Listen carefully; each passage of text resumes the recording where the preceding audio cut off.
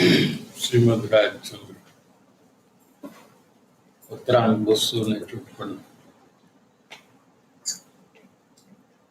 मुमुक्षुता आरोहण क्रम में भाग 2 में पेज नंबर 107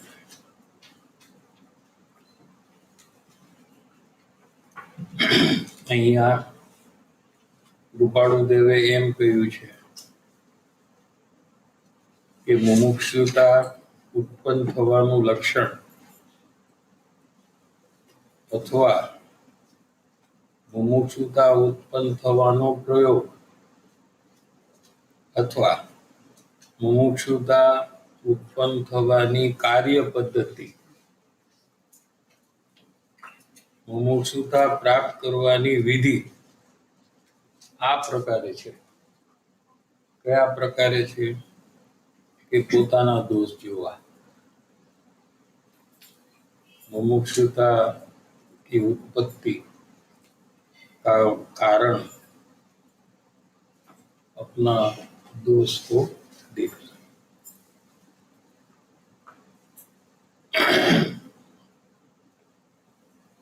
પોતાના દોષ જોવા नहीं के विचारवा. दोष हो जाने के बाद दोष का विचार होता है, स्वीकार होता है, पश्चाताप होता है.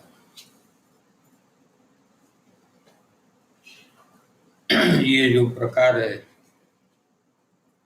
ये विचार से दोष का स्वीकार करने का प्रकार है. यहाँ दोष जब चल रहे हैं वही समय में उसको देखना, जानना. જોવા એટલે વર્તમાન ચાલતા दोषને જોવા. चालता माने जो हो रहे हैं, जैसे क्रोध हो रहा है या मान हो रहा है या झूठ बोलने का भाव चल रहा है, चालू है, वही समय में उसको देखना.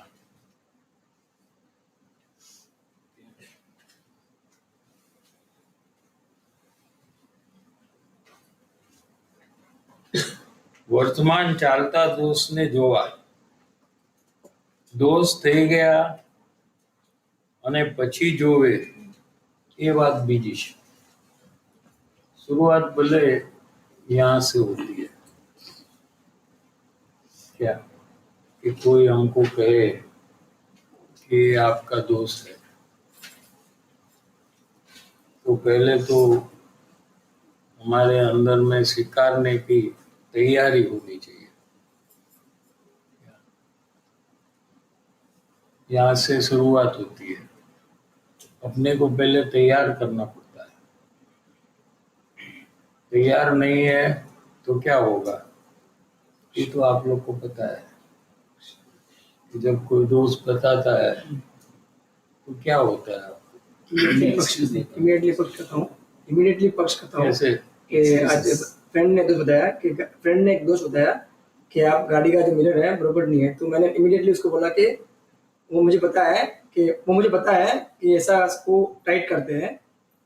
मैं जल्दबाजी में हूँ, इसके लिए मैंने नहीं किया. ऐसा मैंने वहाँ पर पक्ष किया.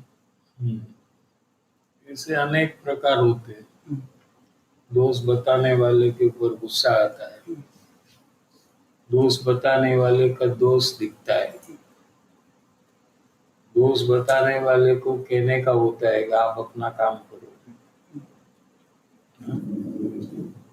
समझ में आ रहा है. ऐसे अनेक प्रकार का नया दोष हो रहा है. पुराना तो एक दोष हो गया. हाँ, उसका तो पक्ष कर लिया, लेकिन आगे क्या होता है, तैयार नहीं है दोष स्वीकारने के लिए तो उसका दोष देखने का चालू हो जाता है. उसके प्रति द्वेष भाव होता है. क्या तो उससे भी अपना स्वच्छंद बढ़ता है और अपना दोष का पक्ष किया उसके कारण से भी स्वच्छंद बढ़ता है. यानी जीव को सतत स्वच्छंद बढ़ ही रहा है। क्या स्वच्छंद क्या है, ये जीव को समझ में ही नहीं आ रहा है।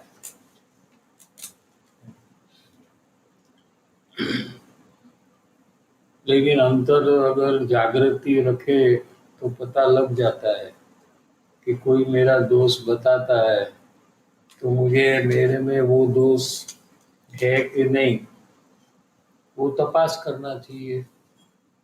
उसको छोड़कर मैं उसका दोष क्यों देखने लगता हूँ? ये स्वच्छंद के कारण से होता है। समझ में आ रहा है कि नहीं? अनादि काल से जीव यहाँ अटका है, आज भी यहाँ जीव अटका है। और ये जो भूल है उसको अगर वो ठीक नहीं करेगा तो परिभ्रमण चालू रहेगा। लाखों करोड़ों बार जन्म मरण, तिर्यंच गति में जाना, गाय भैंस बिलाड़ी कुतरों, लिजर्ड, लिजर्ड क्या कहते हैं,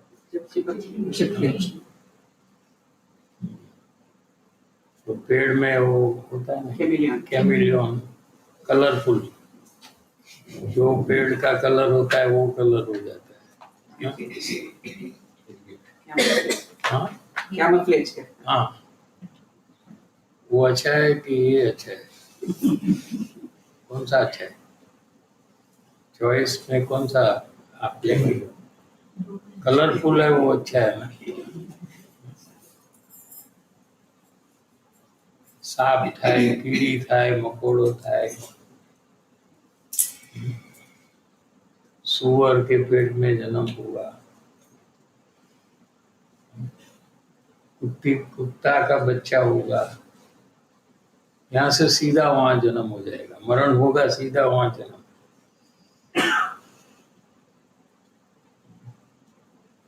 क्योंकि हम लोग दारू मांस आदि तो खाते नहीं, तो भगवान की वाणी में आया है ओम ध्वनि में कि पंचम आरा के मनुष्यों बड़ी संख्या में तिर्यंच में जन्म लेने वाले हैं। ये अनादि काल से अनंत काल जितने पंचम आरे हैं उसके बारे में ये कहा है। ये हमारा पंचम आरा उसके लिए नहीं कहा है, जितने पंचम आरे हैं वो सबके अंदर में जो जीव जन्मते हैं, या मोटी संख्या माने मेजॉरिटी तिर्यंच में जन्म लेने वाले हैं, यहां से सीधा तिर्यंच में जाएगा। क्योंकि दारू मांस आदि तो खाता नहीं है, नहीं तो नरक में जाएगा सीधा। हाँ, तिर्यंच से वाया नरक में जा सकता है, क्योंकि तिर्यंच में जाएगा फिर क्या खाएगा क्या नहीं खाना कौन उसको समझाएगा? वो थोड़ी जिनवाड़ी पड़ेगा कि ये दारू मांस आदि नहीं खाना पड़ेगा क्या? वहाँ कोई गुरु आएगा कि नहीं यार तू क्यों दूसरा प्राणी का मांस खा रहा है, कोई समझाने वाला आएगा वहाँ कि नहीं आएगा? तो उसको जो ठीक लगेगा वो करेगा।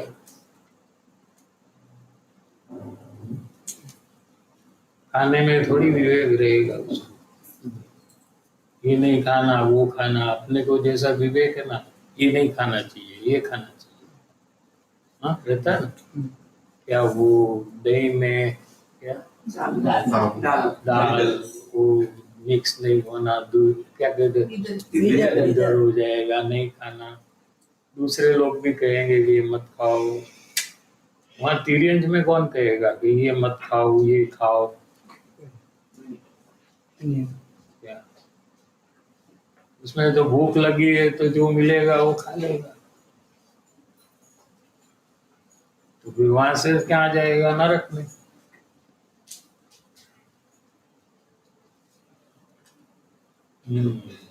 उस सब का कारण क्या है? मिथ्यात्व। और मिथ्यात्व का मूल कारण है स्वच्छंद। स्वच्छंद को मिटाने का कार्य कैसे करना, ये विषय चल रहा है कि कोई भी अपना दोष बताए तो हमको स्वीकार करना, देख कर, उसका कारण ढूंढ कर नहीं। क्या समझ में आ रहा है कि नहीं? गुस्सा हुआ, कोई ने बताया कि आप गुस्सा कर रहे हो, तो आप कारण ढूंढते हो कि आप गुस्सा क्यों, देखो ये गाली दे रहा है ना, वो कारण जो है, वो कारण ढूंढने में चला जाता है जी। दोष का स्वीकार करने का जो अवसर आया, वो अवसर में, वो अपॉर्चुनिटी में, वो उसका कारण क्या है कि इसने गाली दी, इसने अपमान किया मेरा, हाँ, ये चिल्ला रहा है मेरे ऊपर, इसलिए मुझे गुस्सा आया। मुझे क्यों गुस्सा आया? सामने वाला चिल्ला रहा है, इसके लिए गुस्सा है। हाँ, ऐसा इसका पक्ष क्या, इसको क्या कहते हैं? पक्ष करना। देखो, गुस्सा करना ये स्वच्छंद नहीं है।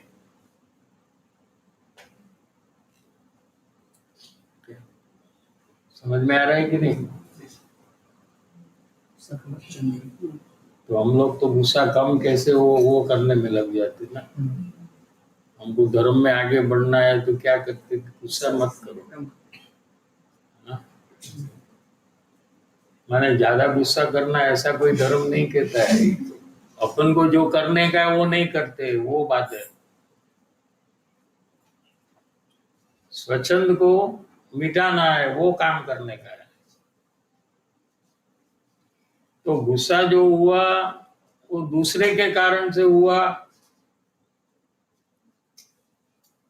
ऐसा जो मानना, उसके कारण से, उसके फल स्वरूप क्या होगा कि जीव का स्वच्छंद बढ़ जाता है, और स्वच्छंद बढ़ने के कारण से वो परिभ्रमण करते रहता है।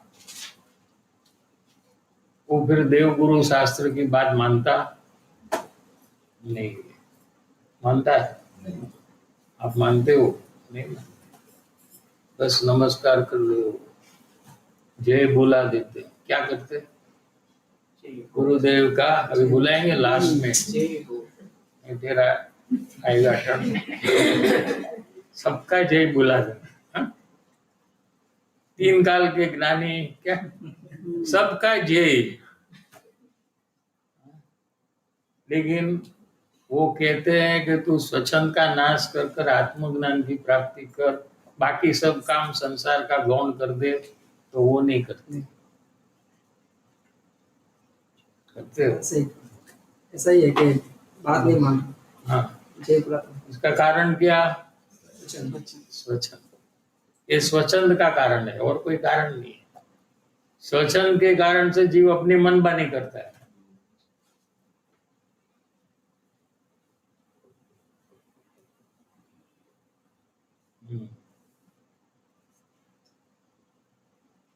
कोई कोई लोग काम कर लेते। सुगानी जी, हाँ, इतिहास अपना, गुरुदेव का एक प्रवचन सुना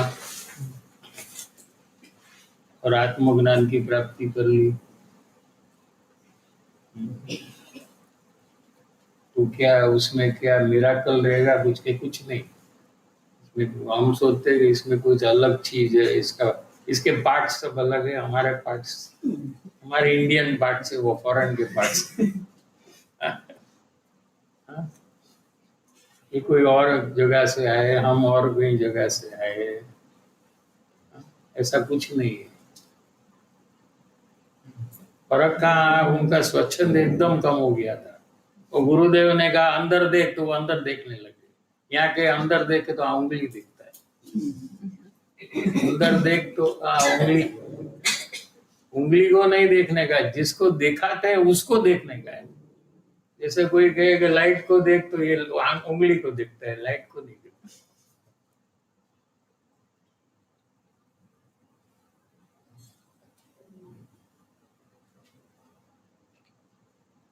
सुगंध जी तो ऐसे मतलब ऐसे बोला हमको कैसे हुआ, तो सिर्फ मन में ऐसे है कि वो तो संस्कारी ही जीव थे, तो नहीं ना, ऐसा संस्कारी नहीं थे ना,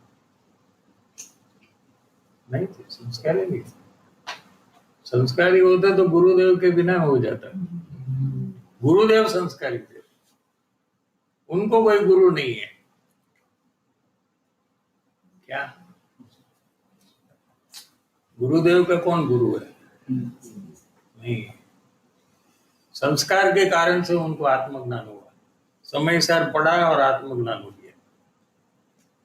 आप पढ़ेंगे तो नहीं होगा, आप पंडित हो जाएंगे तो भी नहीं होगा।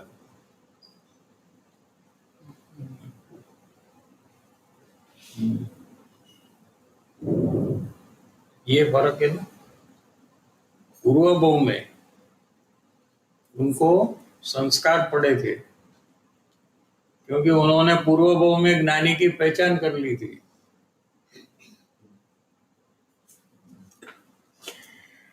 एक बार ज्ञानी की पहचान हो जाए, फिर उसको 16 भाव नहीं होता है। क्या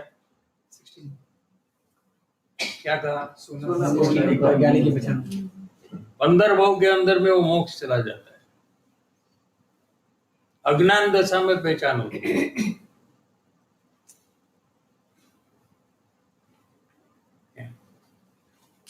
पत्रांक नंबर 771 पढ़ना है तो पढ़ लो। आप कोई रेफरेंस पूछे तो मैं खोलकर बता सकता हूँ कि भाई ये बात कहाँ है।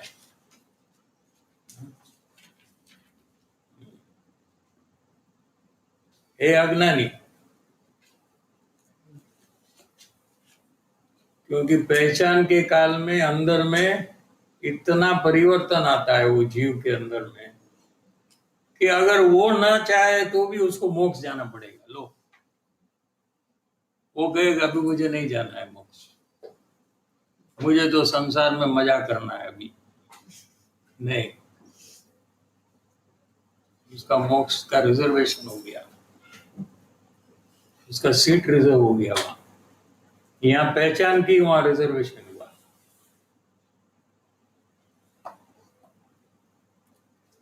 15 भव का जो बात आया, 15 भव का जो बात आया ज्ञानी का पहचान करके, तो वो संस्कार जो ज्ञानी को पहचानने का है, उसका भी तो एक क्रम है वापस आगे। क्या करना है? मतलब ज्ञानी को डायरेक्ट नहीं पहचान सकता है, जैसे मैं परिवार वाले का दोष का है, वही क्रम से ही ज्ञानी का पहचान होगा या नहीं नहीं, क्या समझा नहीं। 15 भव का जो बात आया हाँ, कि वो- ज्ञानी की पहचान करते तो 15 भव मैक्सिमम है, तो वो ज्ञानी की पहचान करने का भी तो एक क्रम है। वो क्या भी क्रम? जो दोषों का है यही क्रम है, अलग है ऐसा? यही है ना, स्वच्छंद कम होगा तो आप कहेंगे वैसा करने लगेंगे ना। अभी कहाँ करते हो? अभी सब समझ में आ गया ना, तो अभी नहीं करेंगे ना कुछ भी, क्योंकि स्वच्छंद आपको नहीं करने देगा। स्वच्छंद आपको कहेगा अपन जो करते हैं वही सही है। स्वच्छंद क्या कहता है जीव को कि मैं जो कर रहा हूं वो सही है, मुझे जो करने का कहा है वो मुझे करना चाहिए, ऐसा उसको नहीं होता है। क्या फर्क समझ में आया? आपको देख लो, अंदर में पता लग जाएगा। सब काम को छोड़कर मुझे यही काम पूरा करना है, ऐसा नहीं होगा। उसका कारण स्वच्छंद है। वो स्वच्छंद कैसे हुआ कि अपना दोष का पक्ष किया। पूरा विज्ञान है, पूरा साइंस है। क्या ये कोई रिचुअल या पूजा भक्ति या कोई चमत्कार, ये कुछ भी नहीं है। ये पूरा साइंस है, कारण कार्य का, cause and effect, cause and effect, cause and effect. Cause क्या कि दो अपना दोष का पक्ष किया, रिजल्ट ये, रिजल्ट क्या आया कि स्वच्छंद बढ़ गया। स्वच्छंद बढ़ गया, वो कॉज है, तो क्या हुआ कि अपनी मनमानी करना चालू कर दिया। देवगुरु शास्त्र जो कहते हैं वो नहीं कहते। ठीक है, देखो सब एकदम लाइन से आएगा।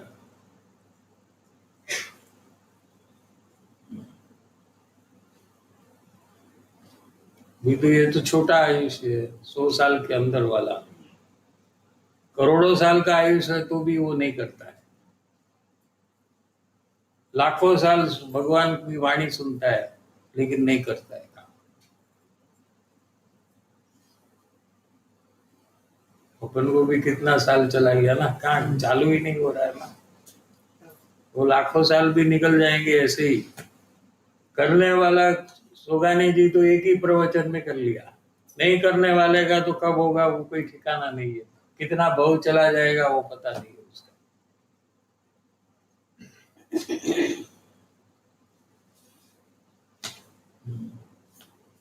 ये सब का एकमात्र कारण है स्वचन।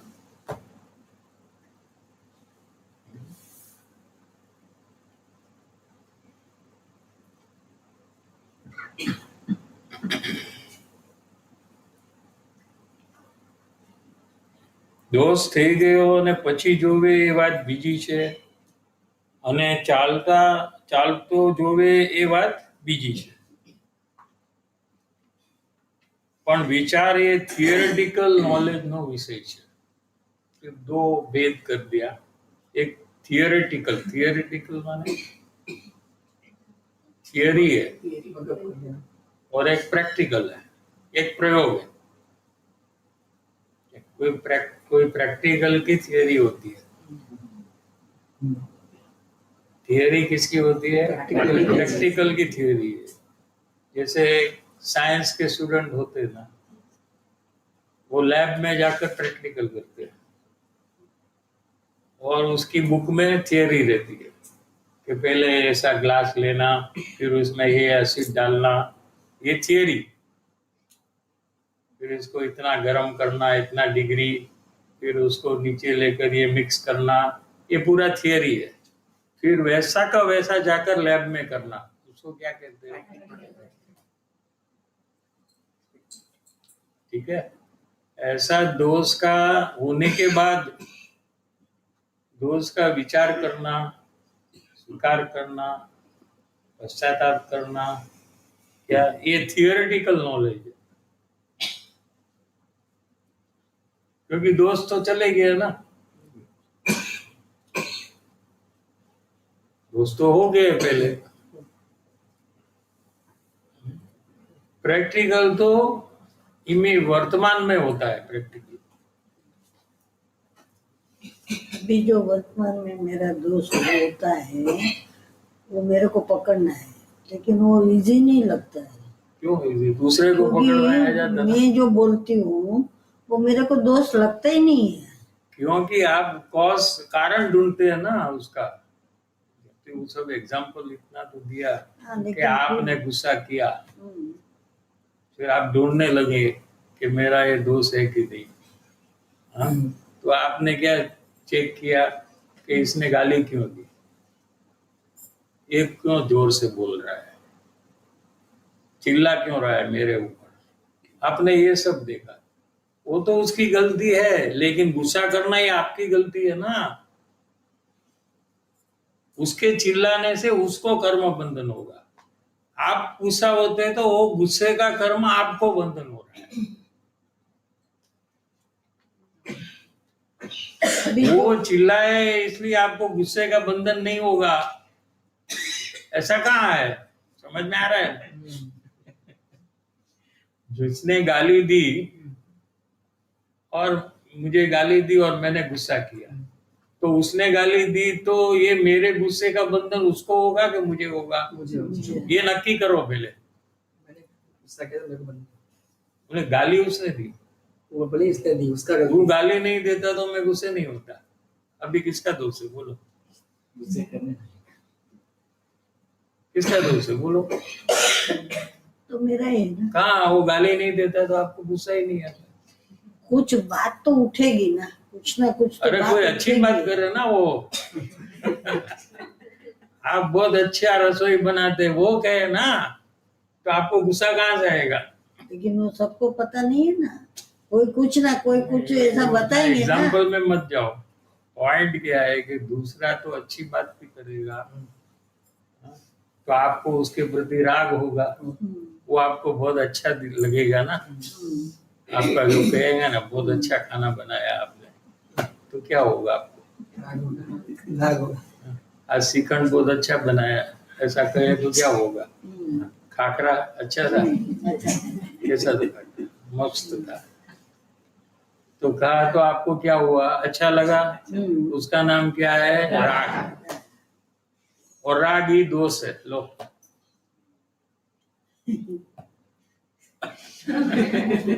क्यों दोष है? कि उससे कर्म बंधन होता है।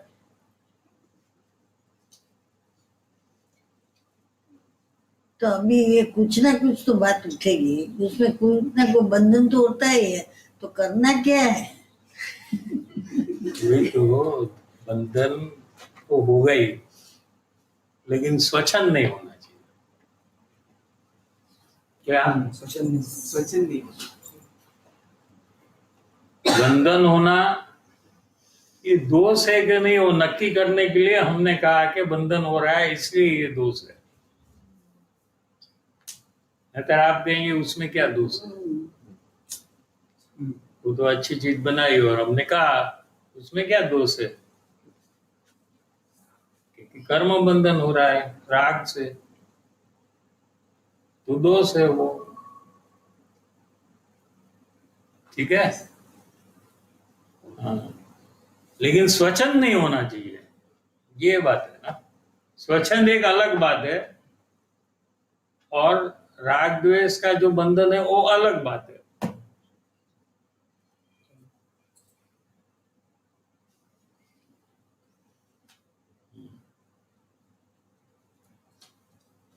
कोई भी भाव आप करेंगे, पुण्य का भाव या पाप का भाव, उससे बंधन होगा।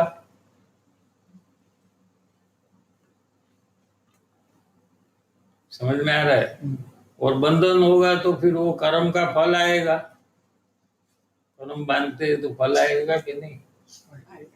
फल आएगा तो आपको वहां रहना पड़ेगा कि नहीं उसको भोगने के लिए? तो आपको जन्म लेना पड़ेगा कि नहीं? तो फिर आप संसार में ही रहेंगे ना, मोक्ष में कहां से जाएंगे?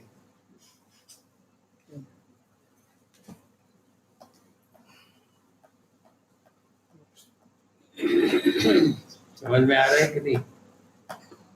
चोरी करने से क्या होता है? कर्म होता है, पाप का, बराबर है। तो उसका जब फल आएगा आगे जाकर, तो क्या फल आएगा? आपकी कोई चीज ले लेगा, आपकी चीज जा रही है ना, वो आपके पूर्व कर्म के कारण से जा रही है, बराबर है। अच्छा, ये तो समझ में आ गया। हाँ? किसी को मदद करो तो उसमें कर्म बंधन होता है कि नहीं? होता है। उसको कर्म बंधन नहीं मानते हम लोग, ये प्रॉब्लम है। नहीं मानते। नहीं तो बोल दिया ना, मैंने पूछा ऐसे बोल दिया, लेकिन मान्यता में फर्क कहाँ है? प्रश्न का क्या जवाब दे तो अच्छा हमारा इंप्रेशन होगा, ऐसा हम जवाब देते हैं। हमको क्या लग रहा है वैसा जवाब हम नहीं देते। किसी का हेल्प करे तो कर्म बंधन ऐसा नहीं। तो फिर उसको पुण्य कैसे होगा? फिर बोलो, चोरी करने से पाप होता है तो पुण्य कैसे होगा? किसी को मदद करना पैसा का या कोई तरीके से, तो उससे क्या होगा? पुण्य होगा ना। तो फिर उसका फल आएगा ना, वो भी कर्म बंधन हुआ, तो उसका फल आएगा तो कैसे फल आएगा उसका? आगे जाकर क्या होगा? कोई हेल्प करेगा, तो हेल्प करने का आपको वहां जन्म लेकर बैठना पड़ेगा ना, राह देखकर। आप मोक्ष में चले गए बीच में तो उसका क्या होगा? माने आप मोक्ष में नहीं जा सकते, यही तो, आप मोक्ष में नहीं जा सकते। कोई कर्म फेल नहीं होगा, सब कर्म का फल आएगा ही।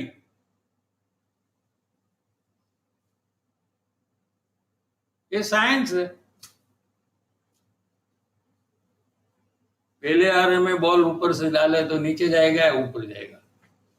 पंचमार में ऐसा डाले तो ऊपर जाएगा नीचे नहीं जाएगा। तो कि ये साइंस है, इसमें आरा भरा का कुछ बात ही नहीं है, ये विज्ञान है, ये ग्रेविटेशन का विज्ञान है कि आप डालो तो नीचे ही जाएगा, ये साइंस है।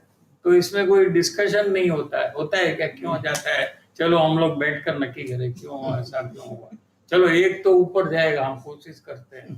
तुम कितना भी कोशिश करो, जितने डालेंगे सब नीचे ही जाएंगे, क्योंकि ये साइंस है,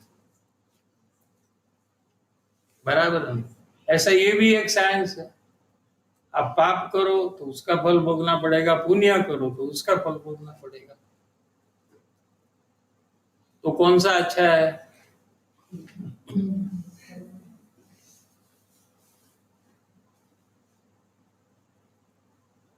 पुण्य को अच्छा, पुण्य को अच्छा। अच्छा है, आपको जन्म लेना पड़ेगा, फिर तो वो आपको पैसा दे देगा, फिर वो पैसे में आप पाप का काम करेंगे, फिर वहां से कहाँ जाएंगे? अभी ज्यादा क्या कर रहे हो, पैसा मिला तो हाँ? आपका करें तो फिर अभी आपको पुण्य से ही मिल रहा है, आप किसी का मदद किया था ना, तो अभी क्या कर रहे हो? देवगुरु शास्त्र में कितना पैसा दे रहे हो कमाई का, और पाप के कार्य में कितना पैसा खर्च कर रहे हो? बोलो परसेंटेज। 90%। तो फिर पाप 90% हो रहा है ना, फिर उसका फल आएगा तो क्या होगा?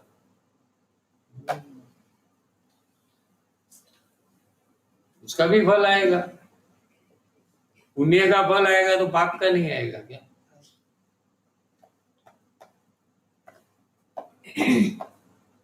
तो उसके लिए रेडी रहना अपन को।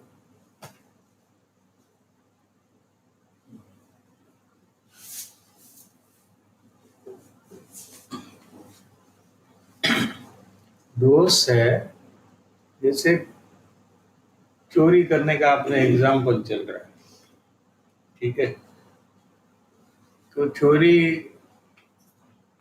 गलत काम है, उससे कर्म बंधन होता है, लेकिन किसी को पता लग गया कि आपने चोरी की,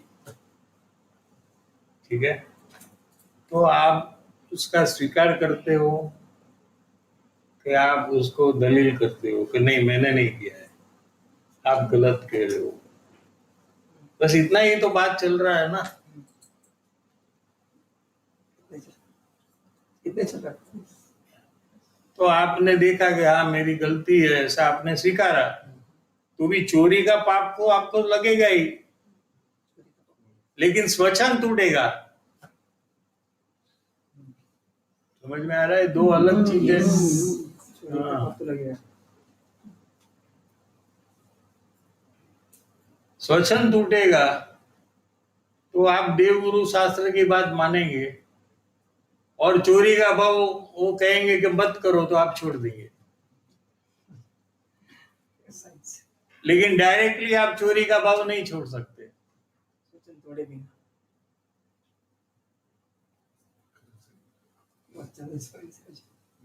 समझ में आ रहा है कि नहीं? क्या हाँ।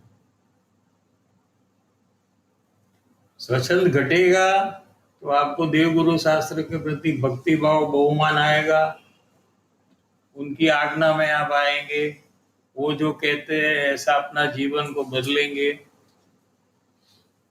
और सब गलत कार्य से अपन को बचा लेंगे।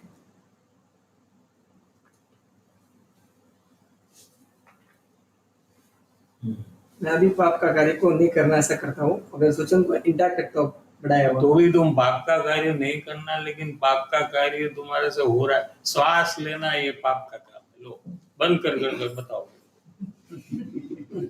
बंद कर दो पाप, क्योंकि जो श्वास लेते हैं उसमें कितने जीव की हिंसा होती है। ये स्थानकवासी में क्यों कपड़ा पहनते हैं?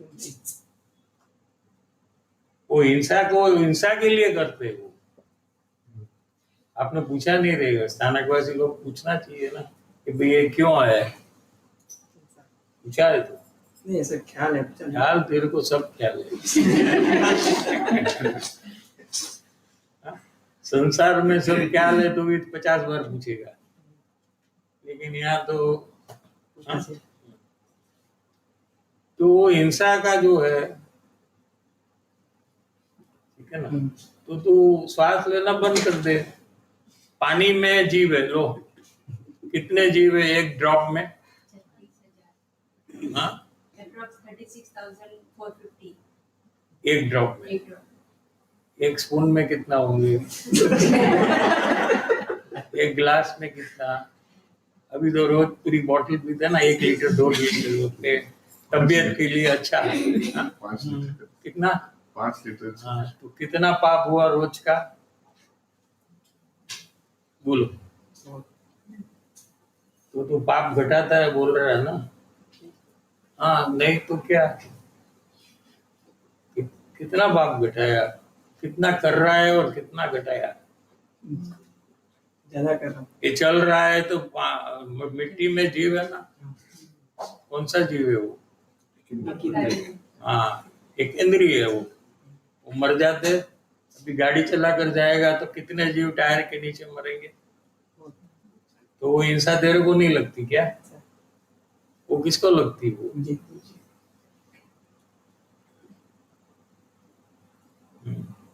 वो घटा घटा कर कितना घटाएगा?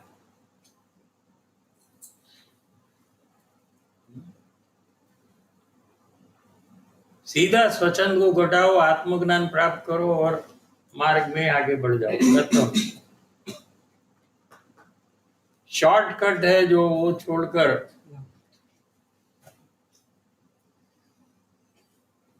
ये जो रसोई बनाते ना, तो वो अग्नि में कितने जीव है? कितने जीव की हिंसा हो रही है? वो पाप लग रहा है ना, वो किसको लग रहा है? वो हमको क्या, हम तो थोड़ी बनाते हैं, ये लोग को लगता है। उसको लगेगा ना जो बनाता है। हाँ, जो खाता है, जिसके लिए खाना बना है, उसको भी लगता है, वो भी उसमें पार्टनर है। अब खाते तो हो ना। हाँ, तो आपको उतना जो अग्नि का जितना आपके खाने के लिए यूज हुआ है उसका आपको ये तो पता ही नहीं था।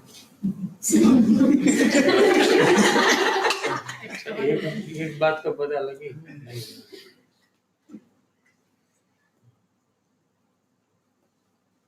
हिंसा बहुत हो रही है क्या? अहिंसा परमो धर्म, जैन धर्म का नाम क्या है? माने क्या नहीं करना? अहिंसा माने हिंसा नहीं करना। तो सबसे बड़ी हिंसा क्या है? अपने आत्मा की हिंसा है। और सम्यक दर्शन करने से अहिंसा होगी, और अहिंसा परमो धर्म है। शुभ अशुभ भाव है, यही हिंसा है आत्मा की। अभी पर्यूषण आ रहा है ना अपना, उसमें आएगा।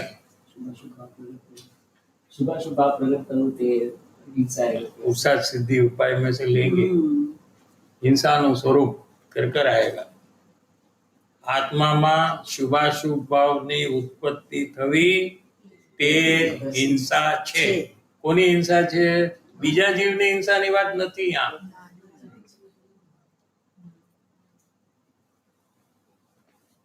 अपने आत्मा की हिंसा वही हिंसा है क्या?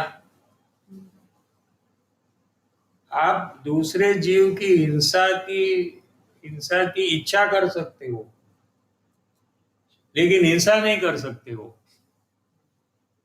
एक जीव दूसरे जीव की हिंसा 3 काल में नहीं कर सकता।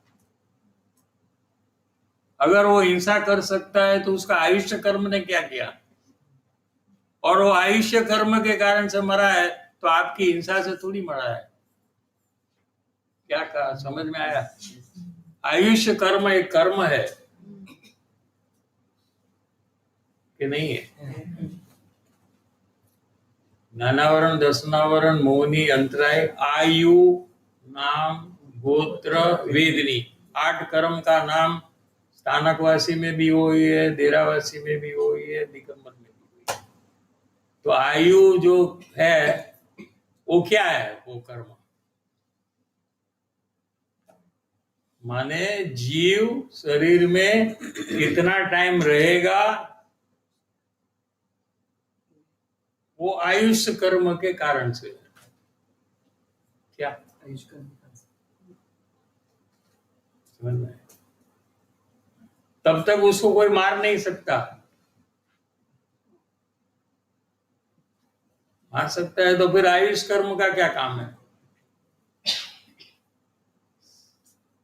और आयुष कर्म के कारण से वो जीव शरीर में रहा है, तो आपके बचाने से या मारने से कहाँ कुछ होता है। लेकिन मारने का जो आपका भाव है उसमें मारने का बंधन हो जाता है,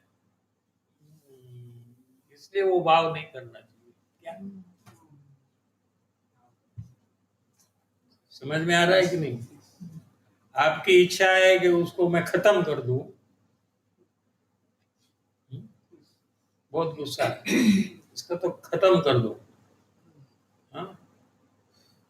लेकिन उसका आयुष्य कर्म पूरा होने का अवसर है तो वो मर जाएगा वो टाइम पे।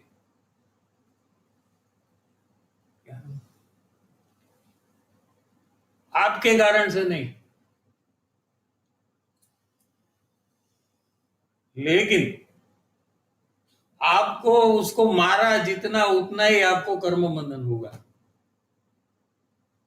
मारे बिना। इसका उल्टा लेंगे तो समझेंगे। आपने नक्की किया कि इसको मैं खत्म कर दूं, लेकिन वो कोई कारण से बच गया, माने मरा नहीं, तो आपको क्या होगा? बंधन। वो मर गया में जितना बंधन होगा ना उतना होगा आपको।